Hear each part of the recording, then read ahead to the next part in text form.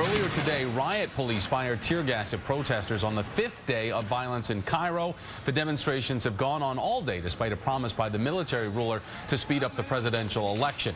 Meantime, new details on 3 American students under arrest in Cairo. And I had the opportunity to speak to Derek Sweeney's mom, Joy, earlier today. She was able to get some type of explanation from Derek about what happened on the phone this morning.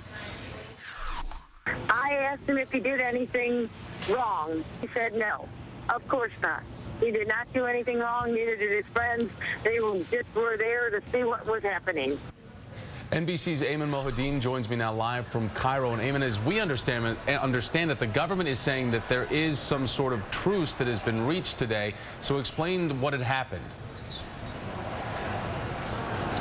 That's correct, Thomas. In fact, what we learned from sources today was that the military reached out to senior religious figures here in one of Islam's revered institutions, Al-Azhar University, to come into the square and reach some of these protesters and try to pull them back from the front lines where these clashes have been taking place. Now, that's close to the Ministry of Interior building, and the clashes really have been primarily between the protesters and the various security forces belonging to the Ministry of Interior. They tried to intervene, these religious figures, and try to calm the situation down. But you can probably hear the ambulance siren in me. That has not been the case. So the truce, for whatever reason, has not been holding. The protesters clearly blaming the police for what they say is continued aggression against their peaceful demonstration.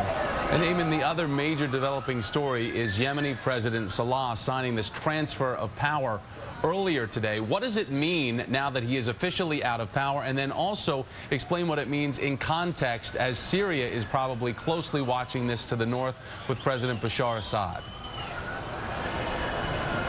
Well, you know, Thomas, if there's any lesson to be learned from Egypt, and this is what Arabs will tell you and Egyptians will tell you, is that removing the head, or removing the president or the dictator, if you will, does not necessarily mean the end of the dictatorship. That's what the people here are arguing about. And in Yemen, the case seems to be the protesters not necessarily satisfied with the decision that President Ali Abdullah Saleh is stepping down. And the reason they cite for that is that the person taking over, the deputy or the vice president, if you will, has been his aide or assistant for nearly 20 years. Still, key members of the family of Ali Abdullah Saleh still hold powerful positions in the military and in the government. It is not the transition people want, and so certainly it's going to raise more questions as to whether or not that protest dies down or whether or not it will only accelerate, as we are seeing here in Egypt and in other parts of the Arab world. And Ayman, do you think that Bashar Assad is watching very closely what's happening in Yemen?